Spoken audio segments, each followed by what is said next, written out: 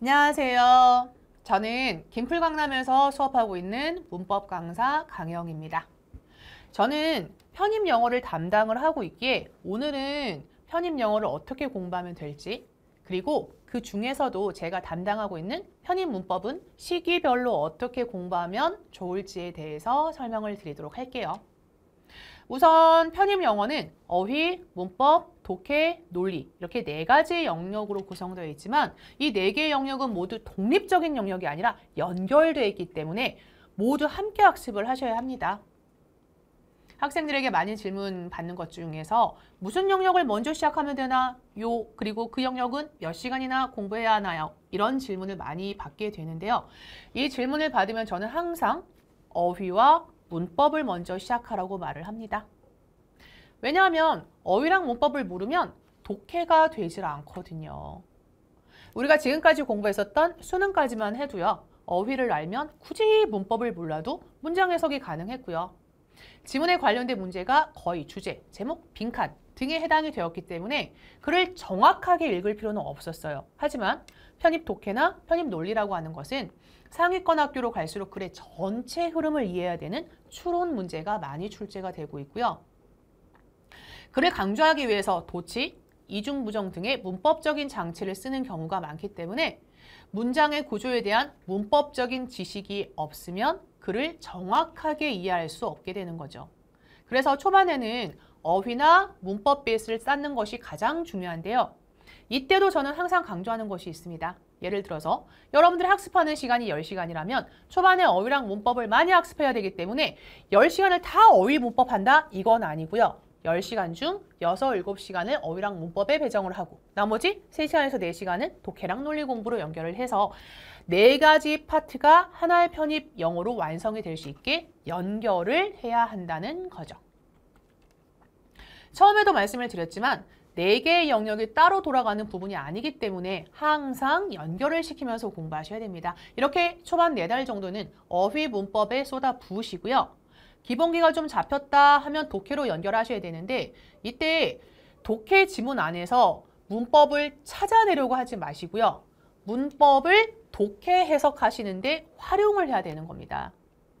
물론 우리도 글을 쓸 때 문법에 입각해서 글을 쓰지는 않기 때문에 문법에 적용되지 않는 부분들도 분명히 독해는 있기 때문에 글의 흐름대로 쭉쭉 읽어가면서 해석이 잘 안 되는 부분에서는 문법을 활용하는 거죠. 자, 그렇다면 이제 제 전문 분야인 구체적인 문법 학습법에 대해 말씀을 드릴게요. 우선 초반에 학습하게 되는 문법은 정확하게 암기하는 것이 정말 중요합니다. 이해만 하고 넘어가게 되면 실제 시험에서는요. 독해를 위한 시간을 벌기 위해서 문법 한 문제를 1분대 풀고 넘어가야 되는데 이해만 한 상태에서는요. 1분 안에 한 문제를 풀 수도 없을 뿐만 아니라 시험장에 가게 되면요. 평소보다 더 긴장을 하기 때문에 암기를 한다고 해도 헷갈릴 수밖에 없거든요. 물론 모든 문법을 다 암기하라는 건 아닙니다. 편입시험도 시험이다 보니 자주 나오는 패턴들이 정해져 있고요. 여러분들한테 100점을 받아라 이렇게 강요하는 시험이 아니라 상대 평가인 편입시험의 성격에 맞춰서 다른 학생들보다 잘 보는 것이 중요한 시험이기 때문에 자주 나오는 편입 문법 포인트를 암기하시면 됩니다. 대부분의 학생들이 어휘나 문법을 공부할 때 눈으로만 보고 대충 이해했다 싶으면 책을 덮어버리시는데 이건 눈으로만 이해를 한 거고 머릿속에 저장이 되지 않은 겁니다. 그래서 반드시 머리까지 저장이 됐는지 확인을 하셔야 되는데요.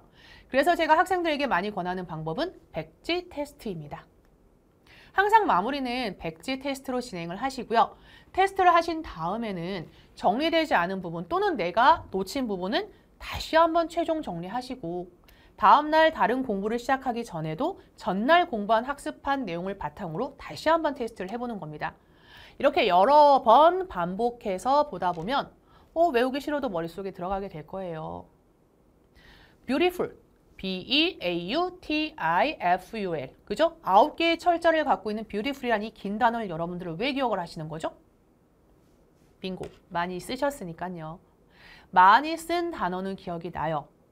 그럼 여러분들이 지금 느끼는 게 있을 겁니다. 아, 편의 문법도 어렵다고 하던데 10번, 20번 반복해서 계속 들여다보면 들어가죠. 자, 공부는 모든 우리의 감각기관을 다 써서 하는 겁니다. 처음에 눈으로 보고, 손으로 써보고, 입으로 읽어도 보고, 그렇게 입으로 읽은 내용을 다시 내 귀로 듣고, 이렇게 공부하셔야 한 단어를 봐도 여러 감각기관을 이용하게 되므로 오래 기억할 수가 있게 되는 거죠. 이렇게 상반기, 우리가 흔히 상반기에 3, 4개월 동안 이렇게 이론을 정리를 하셨으면 이제 문제풀이로 가면 되겠죠? 아닙니다. 안타깝게도 아닙니다. 아까도 제가 말씀드렸지만 한번 봤다고 해서 완전히 기억이 나지 않기 때문에 중반기에는 이론과 문제풀이를 50대 50의 비중으로 끌고 가야 됩니다.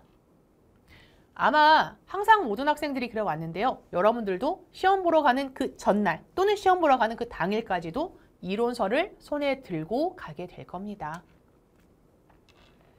우리의 기억력은 정확하지가 않고요. 또한 빨리 잊혀지는 게 영어잖아요.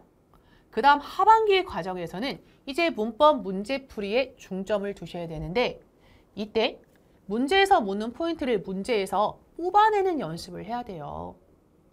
1년 고작 공부한 우리로서는 영어 실력이 완전하지 않기 때문에 최대한 문제에서 답을 찾아내는 연습을 해야 되고요. 이 과정도 어렵진 않아요. 저희가 설명을 드릴 거니까요. 마무리는 학교별 기출문제를 통해서 학교별로 자주 나오는 패턴들을 익히시고요.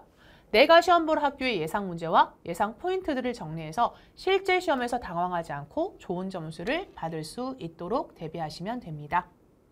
물론 제가 수업을 하는 학생들에게도 매번 말씀드리지만 문법을 하반기에 많이 하라는 게 아니라 하루에 20문제씩 꾸준히 시험처럼 보시면 되고요. 그리고 하루에 1시간은 잊혀지기 쉬운 문법 이론 한 챕터씩 정독해서 공부를 하는 겁니다. 그래야 우리 기억에서 지워지지 않으니 하반기에도 이 과정은 꼭 반복하셔야 됩니다. 자, 그럼 제가 시기별로 문법을 어떻게 공부해야 되는지 궁금해하시는 여러분들께 꼭 제가 전해드리는 이 말씀이 도움이 되길 바라며 오늘 영상도 마무리해야겠네요. 건강 조심하시고요. 저는 다음 영상에서 여러분들께 도움이 될 만한 편의 컨텐츠로 또 인사드리도록 하겠습니다. 안녕히 계세요.